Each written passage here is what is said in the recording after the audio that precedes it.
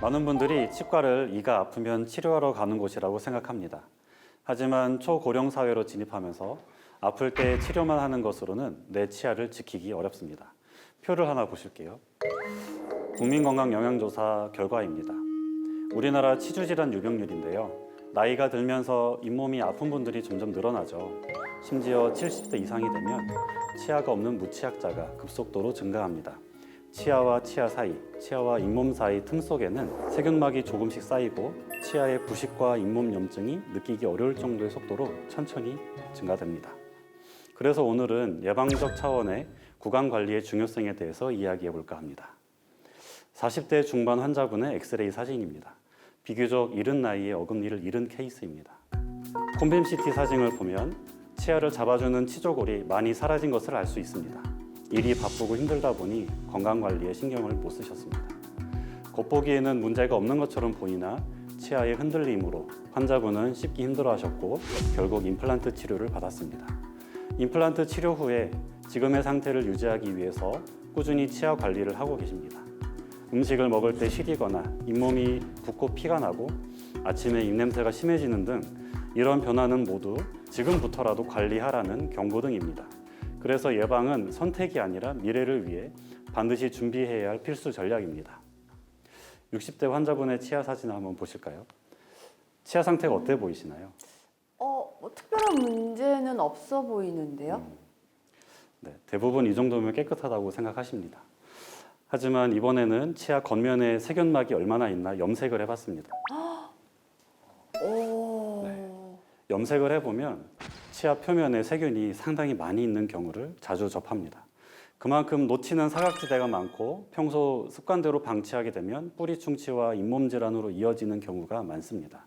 혹시 치과에서 많이 들어보신 말씀 있으실까요?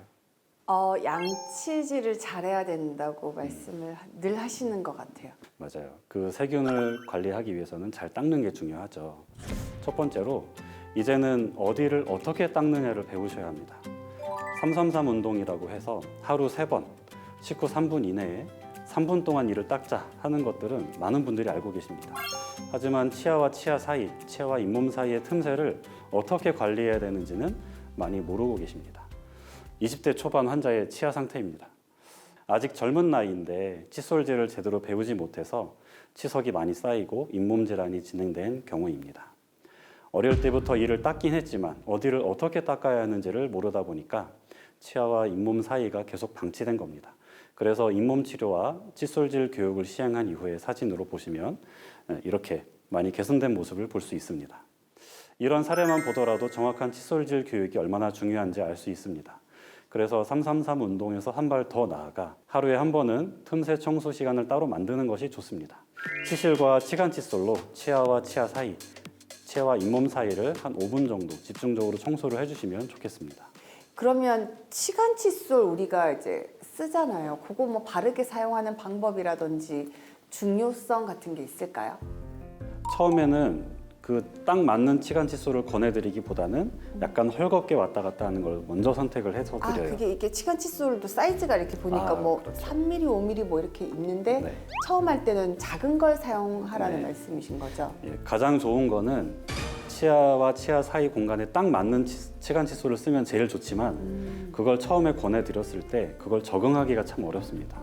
그래서 치간 칫솔을 쓰실 때에는 우선은 좀 약간 편하게 쓸 수 있는 치간 칫솔 사이즈를 먼저 선택해서 그걸로 연습을 하시고 그게 어느 정도 숙달이 되시면 그 다음에 조금 더 사이즈를 키워서 쓰시는 게 좀 더 적응하시는 데 도움이 되겠습니다.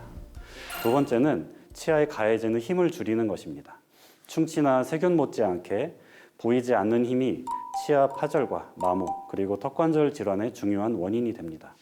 잠잘 때 이를 갈거나 꽉 무는 습관, 과한 저장력, 그리고 질기고 단단한 음식은 장기적으로 구강에 큰 부담을 줍니다. 세 번째는 아플 때만 치과에 가는 패턴을 바꾸는 것입니다. 대부분의 구강 질환은 초기에는 통증이 없어서 자각 증상 없이 진행됩니다.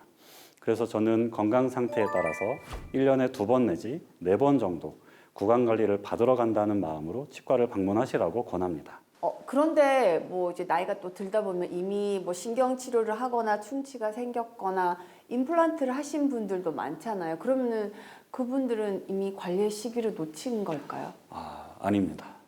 지금 이 순간이 내 생애 중에 가장 빠른 시간입니다. 마지막으로 임플란트를 한 후에 제대로 관리가 되지 않아서 잇몸이 아프고 불편했던 70대 환자분 사진 하나 보여드릴게요. 환자분의 사정상 선뜻 재치료를 결정하기가 어려우셔서 그러면 잇몸 치료와 계속 관리를 통해서 현재는 일상생활에 큰 불편함 없이 잘 지내고 계십니다. 그리고 치아가 없으시다고 해서 이를 안 닦으시는 건 아니에요. 왜 우리 갓난아기들 보면 가제손수건으로 잇몸 닦아주잖아요. 네네네. 그런 식으로 노인들도 가제손수건 이용해서 잇몸을 닦아야 됩니다. 그리고 그렇게 좀 틀니를 쓰시는 약간 고령자일 경우에는 혓바닥 관리도 되게 중요합니다. 혀를 닦는 기구를 이용해서 잘 닦아주시는 것이 중요하겠습니다. 오늘 이야기를 마무리하면서 꼭 드리고 싶은 말씀이 있습니다. 구강 기능이 무너지면 삶의 질은 크게 흔들립니다. 아프지 않으실 때 평생 써야 하는 내 치아와 삶의 후반전을 준비하시기 바랍니다. 경청해 주셔서 감사합니다.